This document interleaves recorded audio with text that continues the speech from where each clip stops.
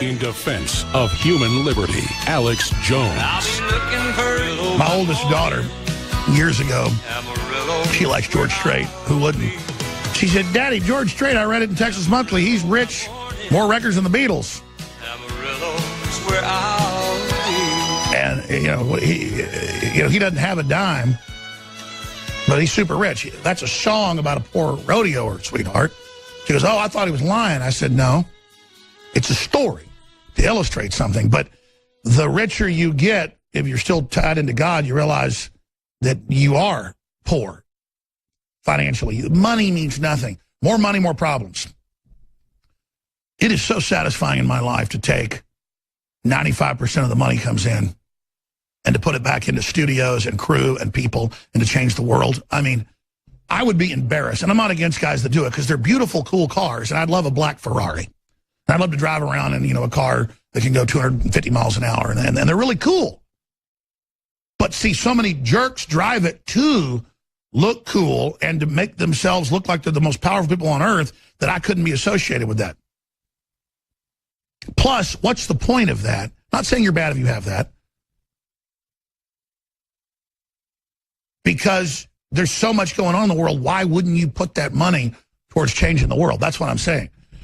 And a lot of folks have old cars, classic cars. It's art, and people make money off of it, and it's a living. That's totally cool. I'm not a class envy person. I'm all about people having wealth to be self-sufficient, independent, help themselves and others. It's just that things can't be your God. I'm going to come back with the big North Korea news, but I can't cover it in this short segment. News so big, I can't believe we're even reporting it. I mean, quite frankly, if I was a selfish man, I would be on an airplane with my children out of this country to the South Pacific. I'd literally be trying to move to somewhere as far south as you can get. But you know what? If we run like that, bad stuff's going to happen. I started plugging last hour, and I really don't plug enough because I meet with the accountants and stuff, and I'm just transparent about it. And the media and David Brock and all of them celebrate it, and they've got more tricks up their sleeves, and I understand that. We really have never really even pressed the accelerator financially. We always just want to bring in enough to expand as we grow properly, and the God's work in mysterious ways here. But you donate by taking care of yourself, taking care of us, and getting products you need. Quite frankly, we have lost leaders. I've told them to do it, but I've never offered 40% off that I can remember on a ProPure system. So that's just unprecedented. So quite frankly, we don't make money on that. So, I mean, just look at this review. I loved it from the beginning. Looks real fancy in the kitchen. I use it whenever I want. Great tasting, room temperature water. You put it over ice, too. I use it for, you'll make your ice cubes with it. I use it for all baby bottles and food. Filters fairly quickly. It takes a little while because it's a real filter. With the 5 filters, maintenance is easy, and first use prep is quick and simple. That's Tony in Massachusetts. Yeah, if you're not filtering your kids' water, and it doesn't mean sometimes they're not going to drink something that isn't filtered, but just as much as you can cut back and filter the water, it's the number one thing you can do other than putting a gas mask on your kids. There's a lot of particulate. X2 is selling out. We're running out of the deep earth crystals. That's just a fact. And we're going to be out for a while, and this run is out. We got a new small run that came in. The Great Halogen, I would stockpile that if I was you and support the broadcast. And we have a lot of other great products. Caveman's back in, 33% off the Brown Bath turmeric bee pollen formula. Ladies and gentlemen, we are in the middle of a massive fight for the future, not just of this republic, the United States of America, but the entire world hangs in the balance. Powerful forces of evil, Communist China, the EU unelected dictatorship, and the globalist combine are attempting to start a war between the United States and Russia, their two main adversaries. The globalists are allied with radical Islam and have been caught staging events to destabilize Europe. Google, Facebook, Twitter, the EU governments have banned shelling jihadis, raping, stabbing, shooting, murdering, and running over citizens every week on average. There are car attacks. But you saw the images of the dead kids from the chemical attack. It was not a sarin attack. The people treating them were not wearing equipment. 2 days after sarin, you get near somebody that's been hit with it, it'll kill you. was some type of chlorine gas, ladies and gentlemen. And that's the type of gas used by the rebels. Were the rebels cooking it up? Were the rebels preparing it? Was all that going on? Absolutely. Chlorine gas, you just wear a mask. If you're not wearing full gear and you touch somebody that's been hit with sarin, you're going to die or wish you had. They're there washing them off with water hoses and not even wearing rubber gloves, ladies and gentlemen. Why would the Russians or the Syrians hit themselves?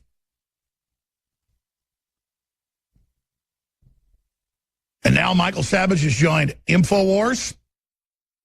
Yours truly, Ron Paul, Vladimir Putin, the British ambassador Peter Ford, and countless others that have the anti-goldfish complex.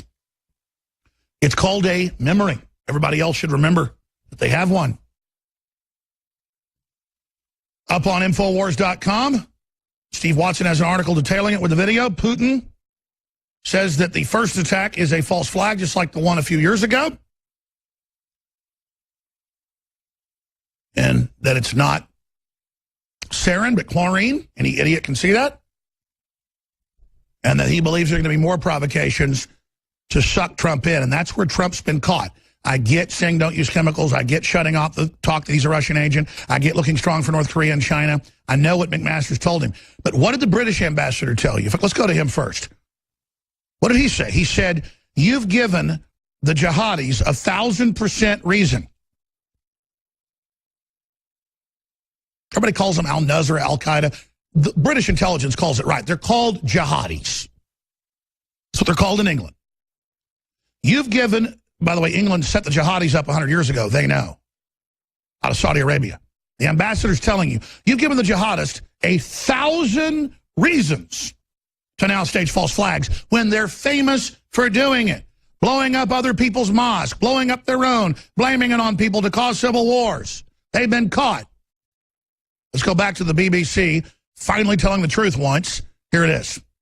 And based on previous experience, including Iraq, we can see that we cannot take at face value what the so-called intelligence experts tell us, not when they have an agenda. But come back to the main point, that it's not going to end here, and we are likely, Britain, to be dragged into it, because Trump has just given the jihadis 1,000 reasons to stage fake flag operations, seeing how successful and how easy it is with a gullible media to provoke the West into intemperate reactions.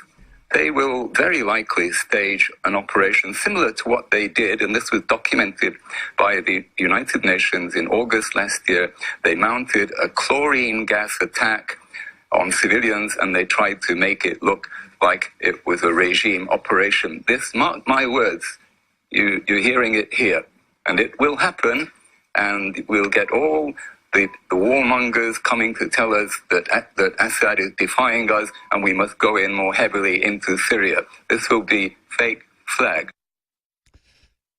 And again, I've talked to chemical weapons experts. We should probably get some of them on air. But they've emailed me, they've called me, people that I've interviewed many times, and they've said, look, Alex, you're not wearing gloves. Look, it dissipated quickly. Sarin, you can't go around there for days, and if people have been hit with it, you can't even touch them. You've got doctors and people just in there. That's chlorine gas that you can make. I'm not going to tell you how to make it, but it's easy to make. You can go to the hardware store and in 1 hour make chlorine gas. And let me tell you, it'll make you wish you were dead and it'll kill you. Houston's had chlorine gas get out before and kill a bunch of people. Chlorine gas is one of the biggest problems you see at refineries. This is a derivative of some of the refining processes. But what I'm getting at here is, before I get into Korea, the big enchilada and give out the numbers, is that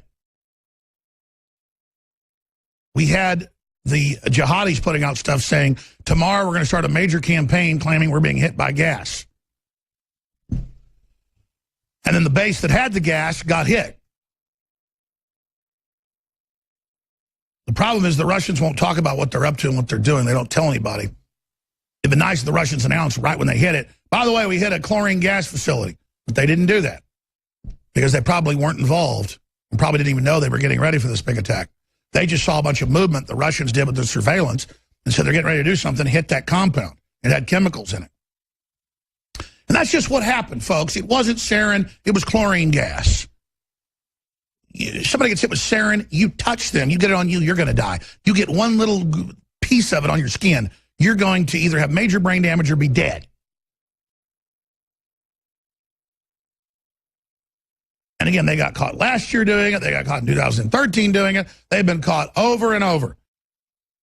Let's go ahead and go to Vladimir Putin saying the same thing, and that they're getting ready for another bigger provocation. So what does Trump do when the next provocation comes? That's why Michael Savage is saying is wrong and others. He's painted himself into a corner. And we're not saying that because we're out to get the president or we think he's a bad guy. He's been trapped by McMasters. Here it is. We have information from various sources that a similar provocation, and I can't call it anything other than a provocation, is being prepared in other parts of Syria, including the southern suburbs of Damascus, where they're again preparing to release some similar chemical substances and accuse the Syrian authorities of using them. But we regard that any such incident would be reason enough for a thorough investigation. We are preparing to make a formal call to the relevant UN agency in The Hague and call on the international community to investigate thoroughly these incidents, and depending on the results of the investigation, to make informed decisions and take meaningful action. The world is at the greatest point of World War III threat since the Cuban Missile Crisis, but it's not just in Syria. That's as bad as the Cuban Missile Crisis. We are now witnessing a major carrier task force group, nukes being moved into South Korea, and open calls by North Korea for nuclear war. This is an incredible crisis point. When we come back from break, I'm going to begin my breakdown of that, and I want to take your calls, first-time callers, long-time callers. You agree, you disagree, you want to add something, you're a veteran, you're active duty, whoever you are, calling from anywhere in the world. The toll-free number is 800-259-9231, 800-259-9231. There's a lot of breaking news at Infowars.com and PrisonPlanet.com. We're going to come back in the next segment, and I'm going to go through in the first 10 or 15 minutes of the hour till about 40 after. I'm going to break down what's happening, and then I'm going to open the phones up right into the next hour. I had some guests today, but I canceled them because I wanted to be able to take your calls and break all of this down. So I get the plugging out of the way. We need your financial support. Everybody knows we're under globalist attack. Everybody knows they're trying to shut us down. They're bragging about it, trying to kick us off Google ads. They did. Demonetizing us on YouTube. About 75% is what it is monetarily. Everything they can to shut us down. But they can't stop you from getting high-quality water filtration, high-quality supplements, high-quality firearms accessories, high-quality non-GMO organic toothpaste with a bunch of great things in it like colloidal silver and iodine. The adult is sold out. We have the children's. It's the same as the adults. It doesn't have peppermint in it, so it's not real strong tasting. That's available. Super Blue, bubblegum flavor, toothpaste great for your children. InfoWars Flash Special is the biggest special ever on a high-quality gravity-fed water filter from ProPure, the Nomad system. That's their smaller unit, but it's great. We're launching an unprecedented 40% off mega special on the ProPure Nomad Gravity Water Filtration System. InfoWarsStore.com for limited time. This is the most versatile system from ProPure and uses high-powered water filtration technology to eliminate everything from pesticides to chlorine and sodium fluoride. With millions of gallons of toxic sludge dumped into our waterways by the EPA and sodium fluoride added to the water supply and all the fallout and chemtrails and everything else, having high-quality water filter is essential. Filter out chlorine, pesticides, herbicides, sodium fluoride, and hundreds of other toxic compounds with ProPure Nomad. It's what I use, my family uses. 40% off at InfoWarsStore.com. Never had a deal that good. This is a lost leader. Visit InfoWarsStore.com today and take advantage of this unprecedented special while supplies last. InfoWarsStore.com. InfoWarsLife.com is the subpage with the supplements. And we have X2 discounted 25% off right now, despite the fact that there's limited supply. And when we sell out a few more runs of this, we haven't gotten more of it from the deep earth source, but we'll see what happens. This is something everybody should have. If you haven't tried it, you're crazy. Caveman with turmeric, bone broth formula, amazing chocolate flavor, all natural, organic. It is available. It's back in stock after months. Turmeric root, chaga mushroom, bee pollen, and so much more. InfoWarsLife.com or 888-253-3139. Do yourself a favor, get great products, and fund the restoration of human freedom. Communist China holds the title for the most people ever killed by a government.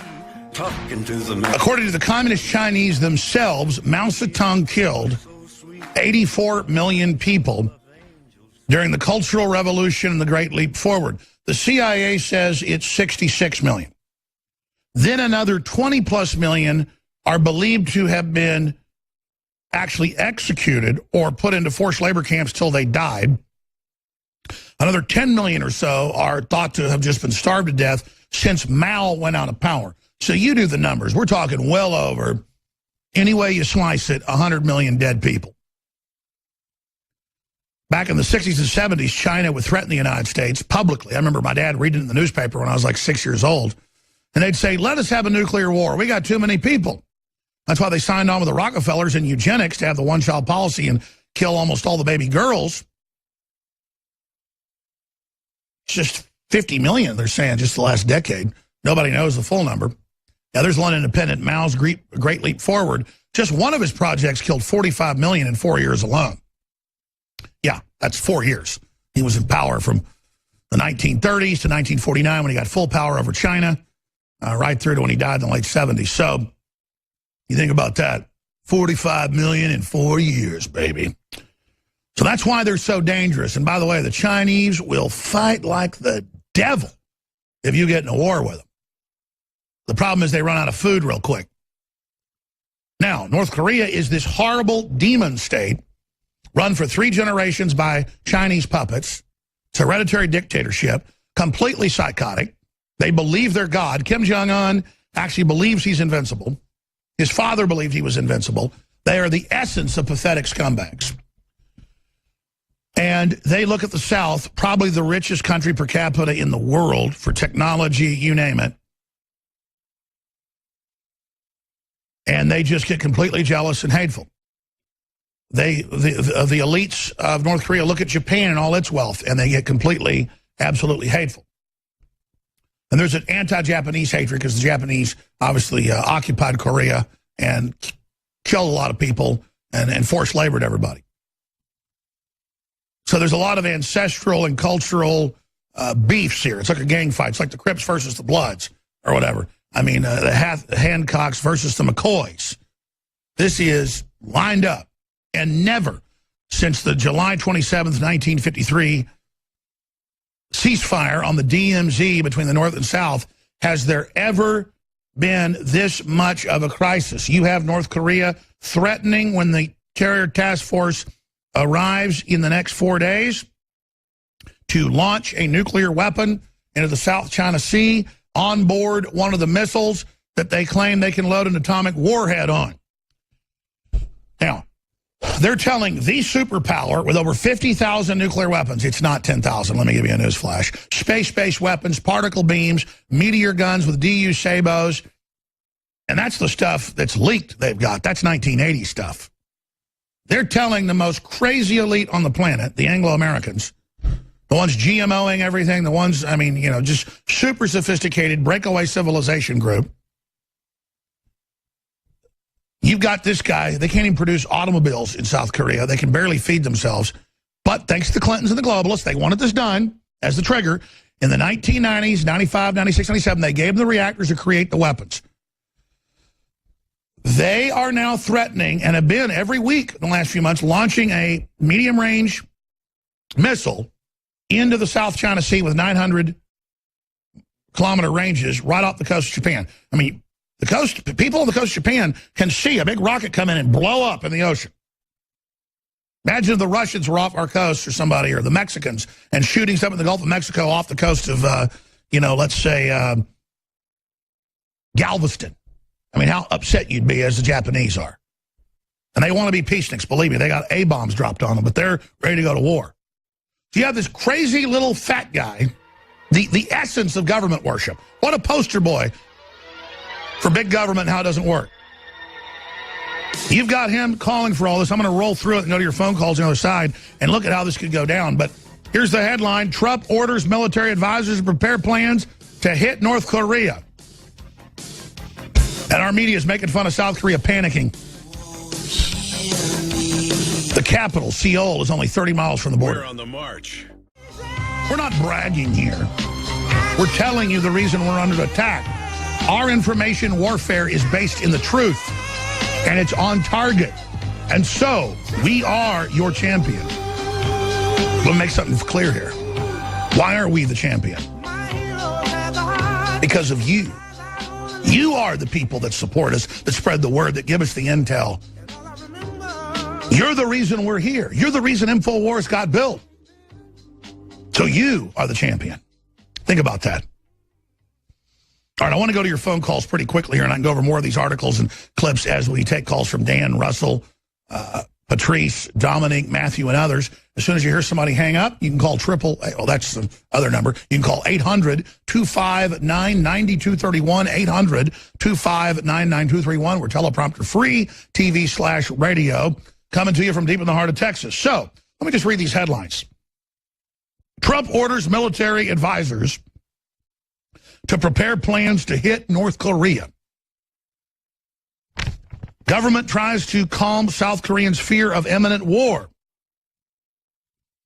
That only makes the public get more concerned. They're it's actually 30 kilometers. That's like 22 miles or whatever, 23 miles from the North Korean border. Think about how crazy that is. And they've got 100,000 pieces of artillery that Kim Jong-un claims, and our government says he has, pointed at Seoul to level it in a matter of hours, one of the most populous cities in the world. I forget how many people are in Seoul, South Korea. Can we look that up? It's like 8 million or something. Meanwhile, Reuters, exclusive, North Korean ships head home after China orders coal return. This is good news. Now, I'm told we have him on the phone right now. Sure, does he want to talk to me? Sure. Yeah, we already played Paul Watson's report. I want to go to these phone calls, but I need to do this too. Let me just get back to this for a moment. North Korean ships head home after China orders coal returned. A fleet of North Korean cargo ships is headed home to the port of Nampo. The majority of it fully laden after China ordered its trading companies to return coal to the isolated country, following repeated missile tests. And it goes on to say, this is China doing economic sanctions as they promised, or North Korea saying, stop threatening to nuke Japan, stop threatening to nuke South Korea, stop threatening to nuke the fleet, stop it. This is really good news. The problem is, the word is China doesn't completely control North Korea, and Kim Jong-un is crazy. He thinks Dennis Rodman's cool. What does that tell you? North Korea's state media warns of nuclear strike if provoked as U.S. warships approach. Buchanan asks, is Trump establishing the war party? We've got all that. I'm going to go right to your calls after we play this short report. It's John Bound. What if Assad didn't gas his own people? Well, I think you've got everybody in the world saying that that's the case. We've got all the evidence and the rest of it, but I'm going to play this John Bound report, and then I promise we don't even have guests next hour. I cleared the tables, cleared the decks today. We might have a special guest popping in, but we'll see. And we're going to play this John Bound report, one of our great investigative journalists, and then we're going to come back, and I promise go right to Dan, Russell, Patrice, Dominic, Matthew, and others. But here is John Bound's report. The Pentagon released this map hours after 59 Tomahawk missiles were unleashed on the Syrian airbase where the chemical weapons-carrying plane had reportedly originated from. There is no doubt in our minds, and the information we have supports, that Syria, the Syrian regime under the leadership of President Bashar al-Assad are responsible for this attack. And I think further it is very important that the Russian government consider carefully their continued support for the Assad regime. Russia is supposed to have removed all the chemical weapons from Syria. But obviously that has not happened, as innocent Syrians continue to be murdered in chemical attacks. Let's think about the possible reasons for Russia's failure. It could be that Russia is knowingly allowing chemical weapons to remain in Syria. Now, officials are taking it one step further as they look into whether the Russians may have played a part in the chemical attack. The Boston Globe reports on Friday, senior U.S. military officials said a drone belonging to either Russia or Syria was seen hovering over the site of the chemical weapons attack after the assault earlier this week. Of course, anyone paying attention to the use of chemical weapons by the Assad regime's opposition is leery of the Pentagon's evidence, especially since previous evidence points yet again to American ally Saudi Arabia. Foreign Policy Initiative reported as early as June 2012, the New York Times spoke with unnamed U.S. and Arab intelligence officials who said that Saudi Arabia, along with Turkey and Qatar, was paying for weapons being funneled through secret channels to Syrian rebel fighters. In February 2013, the Times reported sizable small arms shipments that Saudi Arabia financed and through third parties provided to anti-Assad fighters in Syria. Notably, this material support was directed towards nationalist, moderate Islamist, or secular groups, largely under the banner of the Free Syrian Army. We might not have much of a job here today because I looked at the New York Times to find out, to get the explanation, and they said, worst chemical attack in years in Syria. U.S. blames Assad. So it's all over and done with. But not quite so easy, is it? What happened 4 years ago in 2013, this whole thing about crossing the red line, and ever since then, the neocons have been yelling and screaming. Even part of the administration is still yelling and screaming about Assad using poison gases on his people 4 years ago. Not quite true. Who would benefit? It makes no sense, even if you were totally separate from this and take no sides of this, and you were just an analyst. It doesn't make any sense for Assad in these conditions to all of a sudden use poison gases. It's zero. I think it's zero chance that he would have done this, deliberately. Saudi Arabia was connected to a nerve gas attack using mortars. Their Wahhabists wanted to be rock stars, though, so they videotaped themselves launching the chemical attacks, gibbering about it, and uploaded it the same day.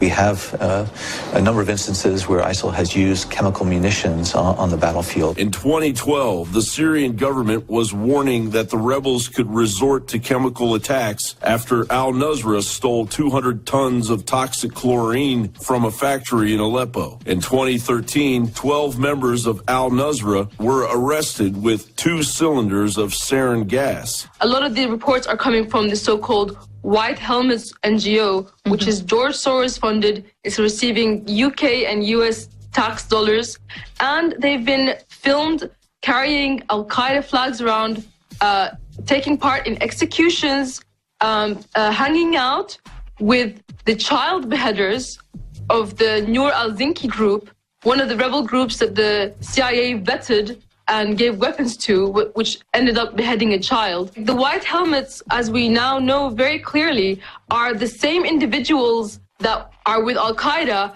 They just put on a white helmet and suddenly they're no longer Al-Qaeda. In 2014, the U.S. and Russia implemented an agreement to destroy the Syrian government's stockpile of chemical weapons. The BBC writes, the destruction of the arsenal began on 6th of October, overseen by the OPCW, the Organization for the Prohibition of Chemical Weapons. On the 31st of October, the international watchdog confirmed that Syria's declared equipment for producing, mixing, and filling chemical weapons had been destroyed. The full-blown reality is the chemical weapons attacks in Syria aren't going to stop, even if Assad is ousted. Ignoring the well-known role of Saudi Arabian support for a network of anti-Assad rebels capable of stockpiling their own chemical weapons is equivalent to a dog chasing its tail.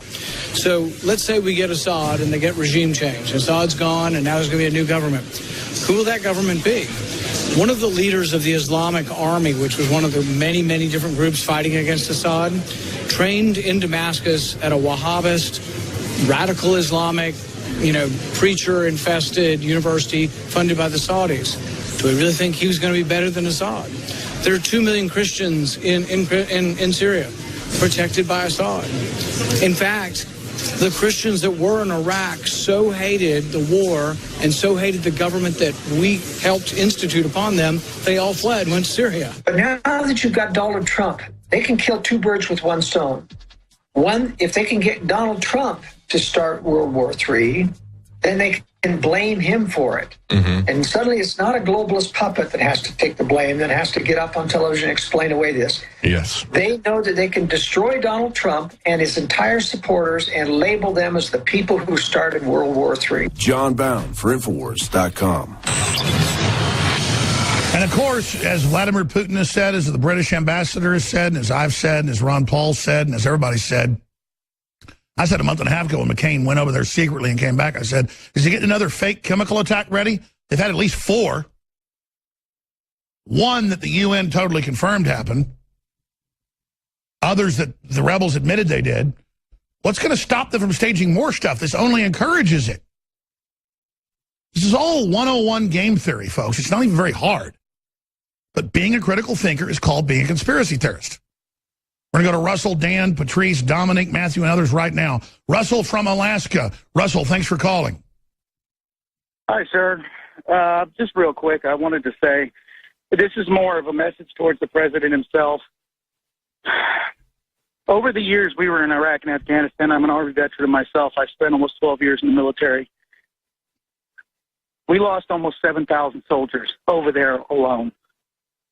That's not counting the guys that came home that actually died over there already. That's right, from all the chemicals and the biologicals and the DU, not to mention 22 suicides a day. Exactly. And for what? We left. Nothing changed over there other than the fact that you have a radical Islamic terrorists over there that are killing people daily. We can't make the same mistake again. I just don't know how Trump goes along with a story that's obviously fake, and then we have the very al-Qaeda people celebrating what he's done. And I don't want to criticize the president. He's doing good on a lot of domestic stuff. It's just that, I'm sorry, every veteran I know, everybody I know basically is against this. No, and sir, and I agree with you. I disagree with what he did, but he's still the president, and I will support him and back him because I voted for him. Well, let me raise this next point. I've studied the Korean War, looked at it in depth, talked to all the experts. They agree this is the biggest crisis ever since 1953 and the ceasefire. What do you make of this craziness? Because that's China and that's Korea starting all this. Yes, sir. I did 2 tours in Korea, one in 2006 and one in 2009.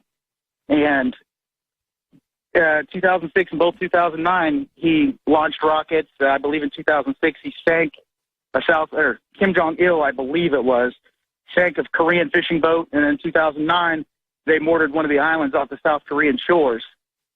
I don't know his son. I know that Kim Jong-il, he was a lot of flair, but I don't know his son. And, it worries me because I still have friends there. And I just don't know. Well, listen, this will quickly escalate into nuclear war. Kim Jong-un saying he will use the nukes he has and the missiles to hit the U.S. fleet that's out there. Obviously, we've got aircraft that can shoot those missiles down.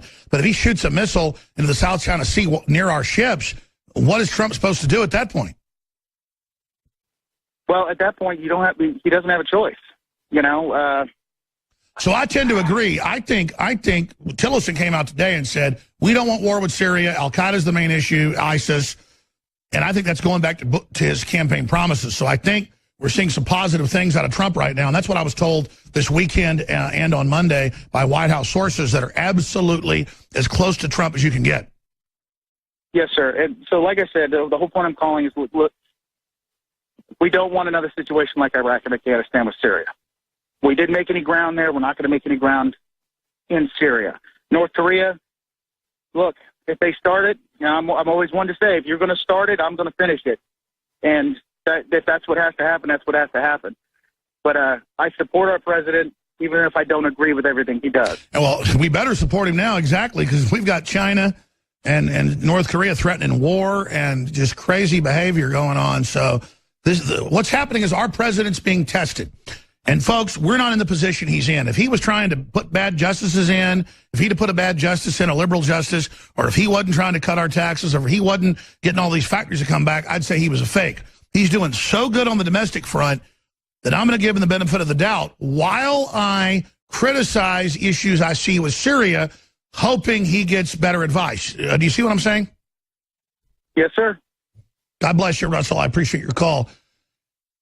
Yeah, it's a serious situation, to say the least. I mean, we don't want war with Russia, and Russia says more missiles get fired at their bases, their troops, they're going to respond. And the Russians tend to do what they say they're going to do. So I could go to Matthew, Dominic, Patrice, and others, but I've got to go to break. When I come back, I'm going to talk to Dan in Indiana. And then we're going to talk to Patrice, Dominic, Matthew, and others right into the next hour. We may have some surprise guests today. We'll see what happens with that. There's an article up on Infowars.com that just went up by Jerome Corsi, Dr. Jerome Corsi. Why AG Sessions must stop charges against Arpaio.